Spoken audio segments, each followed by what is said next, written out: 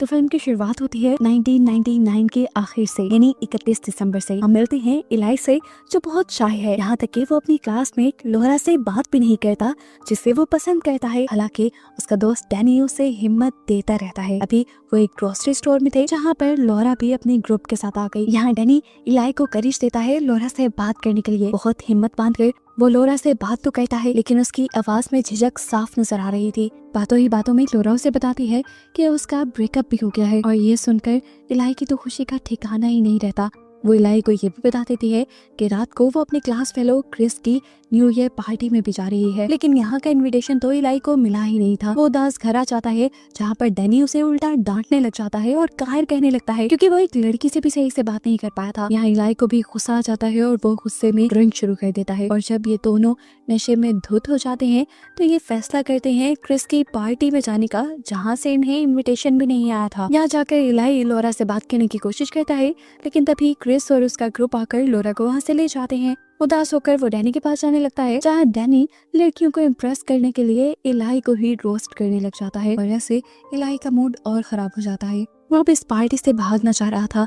वो ऊपर एक रूम में गया तो उसने देखा कि उसके दो क्लास फेलो एक दूसरे के करीब आ रहे थे। ये सब देखे वो बहुत एम्बैरस होता है और दरवाजा बंद करके नीचे आ जाता है, जहाँ उसकी नजर दोबारा लोरा पर पड़ती है, जो क्रिस के काफी करीब थी। उसने क्रिस को किस भी की, और ये देखकर इलाई को और भी ज्यादा दुख होने लगा। इतनी देर में यहाँ पर डैनी आ जाता है, जो उससे अपने किए के लिए माफी मांगने लग जाता है और एक्सप्लेन करता है कि वो तो सिर्फ लड़कियों को इम्प्रेस करने के लिए ये कर रहा था। इलाई ने भी छोटा मोटा हंस दिया। दुखी तो वो सच में हुआ था। अभी यही बात वो कर ही रहे थे कि एकदम से वहाँ की सारी लाइट्स ब्लिंक होने लग गईं, और फिर लाइट जा गई, अचानक से वापस आ गई। लाइट के आते ही एक लड़की की चीखने की आवाज सुनाई दी। इन्होंने रूम में जाकर देखा तो लड़की साइड पर छुपके बैठी हुई थी, और उसके साथ जो लड़का था वो मर चुका था। बिना कुछ सोचे समझे ये सब लोग मिलकर उस लड़की को इल्जाम देने लगते हैं कि उस लड़की ने इस लड़के का मर्डर किया है। ये सुनकर वो लड़की बुरी तरह डर जाती है और लोरा उसे संभालने के लिए बैठ जाती है। उस लड़की ने सबको बताया कि जब लाइट गई थी ये बिल्कुल ठीक था, लेकिन लाइट आने पर उसकी हालत ये हो गई। मैं तो खुद देखकर डर गई। अभी ये सब लोग इसी चीज पे बहस ही कर रहे थे कि दूर से एक टॉय कार चलती हुई इनके पास आने लगी। ये लोग हैरान हो गए। इस कार के दो हाथ भी थे। इस कार ने एक स्प्रे निकालकर एक लड़के के मुंह पे पॉइंट कर दिया। ये सब लोग उसे देखकर हंसने लगे, लेकिन तभी कार ने दूसरे हाथ से लाइटर चलाकर उस स्प्रे से उस आग को बहुत ज्यादा भड़का दिया कि सामने वाले लड़के का मुंह जल गया और उसकी वहीं पर मौत हो गई। ये भयानक नजारा देखकर यहाँ सभी बच्चों में हलचल मच गई। अफरा तफरी में सब इधर उधर भागने लगे, और सिचुएशन ज्यादा तब बिगड़ गई जब एक के बाद एक यहाँ पे रखे हुए सभी इलेक्ट्रॉनिक गैजेट्स खुद से इन सब इंसानों के ऊपर हमला करने लगे। एक लड़के के ऊपर मिक्सर ग्राइंडर ने हमला कर दिया, दूसरे के ऊपर डीवीडी प्लेयर्स के अंदर से डीवीडीज निकलकर हमला करने लगे। यहाँ तक के स्विचेस भी खुद बाहर निकलकर दूसरे लोगों को करंट लगाने लगे। यहाँ हम देखते हैं कि लोरा, इलाई और डैनी इकट्ठे खड़े हुए थे। वो अभी तक इस सारी सिचुएशन को समझ ही नहीं पा रहे थे। तभी उनके पास क्रिस आया और उसने लोरा को अपने साथ चलने को कहा, लेकिन लोरा ने इनकार कर दिया और कहा कि मैं इस लड़की को ऐसे छोड़कर नहीं जा सकती। तो क्रिस ने खुद गर्जे में कहा, ऐसी मुश्किल सिचुएशन में सिर्फ खुद को बचाना चाहिए, दूसरों का सोचना ऐसे टाइम में बेवकूफी होती है। ये कहते ही वो पीछे मुड़ गया। वो तो यहाँ से जाना चाहता था, लेकिन अचानक से रास्ते में ओवन का दरवाजा खुल गया और उसका पाँव टकरा गया। ओवन ने उसे अपने अंदर खींच लिया और ओवन के फुल टेम्परेचर ने आखिर उसकी जान ले ली। कि देखकर तीनों डर गए और इन तीनों ने जल्दी से दूसरी लड़की को ढूंढने का फैसला किया ताकि उसे लेकर ये तीनों यहाँ से भाग सकें। डैनी जब तक उस लड़की के पास पहुंचा तो उसने क्या भयानक नजारा देखा कि एक मूविंग ड्रिल उस लड़की के पास जा रही थी। इस ड्रिल ने उस लड़की के जिस्म में अपने आप को स्टैब करते हुए उसे खत्म कर दिया।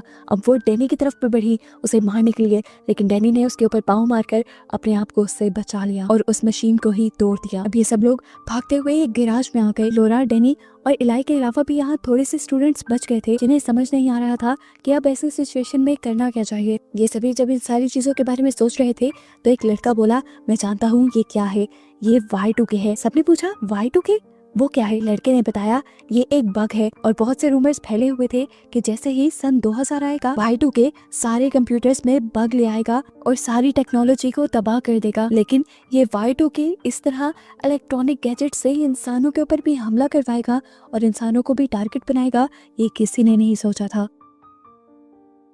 दुनिया में बहुत सारे इलेक्ट्रॉनिक गैजेट्स थे, अगर वो सारे ही ऐसा बिहेव करने लगे थे तो समझ लो कि इंसानों के पास बचने का बहुत ही थोड़ा मौका था। वो लड़का बताता है अगर हमें बचना है तो एक ऐसी जगह जाना होगा जहाँ कोई भी इलेक्ट्रॉनिक चीज ना हो। तो लोरा जल्दी से उन्हें एक फैक्ट्री के बारे में बताती है जहाँ सारा काम हाथ वाली मशीनों के जरिए होता है, यहाँ तक कि वहाँ बिजली और कंप्यूटर भी नहीं थे। इन्हें जल्द से जल्द अब उस फैक्ट्री के लिए निकलना था, तो ये सभी लोग जल्दी पहुँचने के लिए तरह तरह की चीजें ले लेते हैं, जैसे कोई साइकिल, कोई स्केटबोर्ड, तो कोई स्केट शू पहनकर तैयार हो जाता है। डैनी को याद आया कि उसका बैग भी था जो उठाना उसके लिए बहुत ज्यादा जरूरी था। वो जैसे ही उठाने के लिए उसे पीछे की तरफ मुड़ा तो एक रोबोट ने दरवाजे के पीछे से उसके ऊपर हमला कर दिया और एक नोकीली चीज उसके जिस्म में स्टैब करते हुए उसे मार दिया।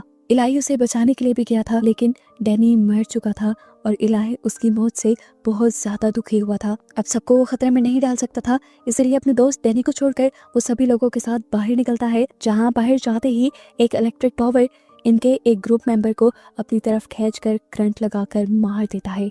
एक दूसरी मौत ने इन्हें चौंका दिया था, लेकिन अभी दुख मनाने का टाइम नहीं था। सभी लोग उसको भी यहीं पर छोड़कर आगे बढ़ गए। पीछे हमें देखने को मिलता है वो रोबोट जिसने डैनी को मारा था वो बाहर आ जाता है और दूसरे मरे हुए इंसान की बॉडी से कोई चीज निकालकर अपने अंदर फिट कर लेता है, जिससे उसकी प्रोग्रामिंग और भी ज्यादा स्ट्रॉन्ग हो जाती है। ये ग्रुप भी अब उस पुरानी फैक्ट्री के रास्ते में ही थे, लेकिन जंगल में आने पर ये लोग थक गए। यहाँ अंधेरा भी बहुत था कि लोग यहीं आराम करने का डिसाइड करते हैं।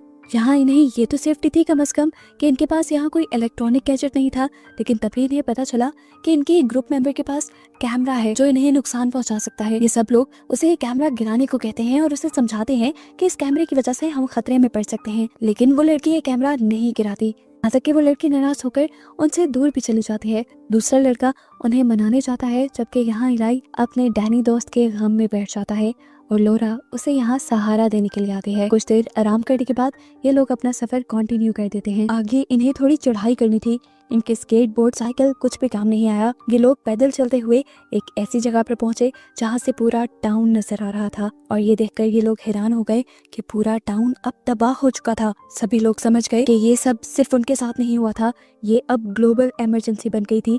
पूरी दुनिया के लोग इसी खतरे में थे, इसी मुसीबत में थे। आखिरकार ये लोग अब उस पुरानी फैक्ट्री तक भी पहुंच जाते हैं। लकीली यहाँ पर इलाई का एक फ्रेंड और कुछ और सर्वाइवर्स भी थे। वो इलाई से जब डैनी के बारे में पूछता है तो इलाई और भी ज्यादा उदास हो जाता है और वो लड़का समझ जाता है कि डैनी अब इनके दरमियान में नहीं रहा। यहाँ पर लोरा का एक्स बॉयफ्रेंड भी था, जिसे देखकर लोरा ने उसे फौरन से गले लगा लिया और यहाँ इलाई का दुख और भी ज्यादा बढ़ गया। ये लोग यहाँ पर इस मसले से कैसे निकले इसी को डिस्कस कर रहे थे कि अचानक लोरा के बॉयफ्रेंड को बाहर एक रोबोट दिखता है, जिसे वो उठाकर अंदर ले आता है। हैरानी की बात थी कि ये रोबोट उनके ऊपर हमला करने के बजाय नॉर्मल काम कर रहा था। इसे ऑन करने पर पता चलता है कि असल में इस रोबोट के अंदर सारी प्रोग्रामिंग इलाई की थी।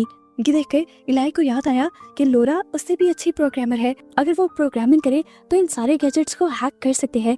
लेकिन लोरा को अपने ऊपर यकीन नहीं था, लेकिन फिलहाल क्योंकि इनके पास कोई दूसरा चारा नहीं था तो लोरा ने ट्राई करने का डिसाइड किया। इन लोगों ने पहले रोबोट को रस्सियों से बांधा कि वो इनके साथ कुछ बुरा न करे और लोरा ने अपना काम शुरू कर दिया। लोरा एक कोड बनाने पे काम कर रही थी जो कोड इन सारी चीजों को एक साथ हैक कर ले। यहाँ ये रोबोट लोरा को अपने मिशन के बारे में भी बताता है। वो बताता है कि इंसानों ने इंटरनेट को अपने फायदे के लिए बनाया था, लेकिन फिर इंटरनेट गलत चीजों के लिए इस्तेमाल होने लगा। इलेक्ट्रॉनिक गैजेट्स को भी इंसान गलत तरीके से इस्तेमाल करने लगे, जिसकी वजह से मशीन्स और रोबोट्स को गुस्सा आ गया और उन्होंने फैसला किया इंसानों की औकात दिखाने का। इन लोगों ने मिशन बनाया था कि ये लोग इंसानों को डरा कर मार कर उनके ऊपर पूरी तरह से अपना कंट्रोल बना लेंगे। बचे हुए इंसानों के दिमाग में वो चिप डालकर उन्हें मैनिपुलेट करके अपने हिसाब से चलाएंगे और ऐसा करने पे इन रोबोट्स की और इलेक्ट्रॉनिक गैजेट्स की ताकत और भी ज्यादा बढ़ जाएगी। लोरा उसकी सारी बातें सुनकर परेशान भी थी और साथ साथ अपना कोड भी बना रही थी, इससे पहले कि वो अपना कोड कंप्लीट कर पाती। ये रोबोट अपने आप को फ्री कर लेता है इन लोगों के ऊपर हमला करने के लिए। यहाँ सिचुएशन खराब हो जाती है क्योंकि रोबोट लोरा को बुरी तरह से पकड़ लेता है। इससे पहले कि रोबोट लोरा को मार देता, इलाई उसे बचाने के लिए पानी का भरा हुआ गिलास इस रोबोट के ऊपर फेंककर उसके सिस्टम में शॉर्ट सर्किट कर देता है। रोबोट वहीं पर गिर जाता है। लोरा की जान तो बच जाती है, लेकिन लोरा ने इतने घंटों में जो मेहनत की थी कोड बनाने के लिए वो अब सारी जाया हो चुकी थी। अब ये लोग क्या करते कुछ समझ नहीं आ रहा था।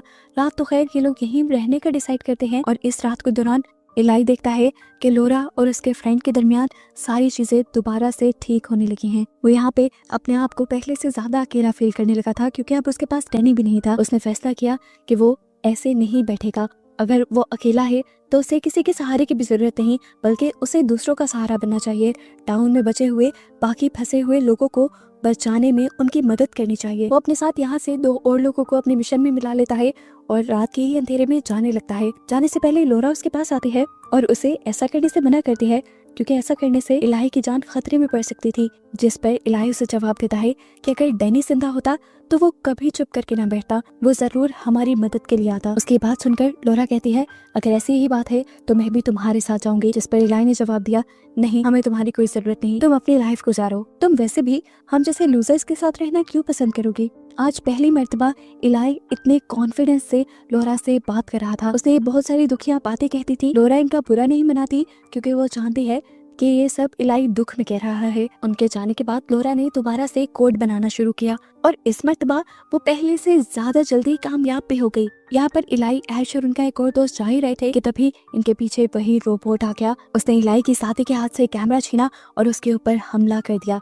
इससे पहले कि वो इन लोगों को कोई नुकसान पहुंचाता, पीछे से यहाँ पर लोरा भी आ गई। अपने एक साथी के साथ उन्हें देखकर इन लोगों ने सुख का सांस लिया। इन लोगों को बचाने के लिए सबसे पहले इलाई का दोस्त उस रोबोट के ऊपर हमला कर देता है, लेकिन इस रोबोट से लड़ना उसके बस में कहा था। रोबोट ने उसे ओवरपावर कर दिया और कुछ ही देर में उसे मार डाला।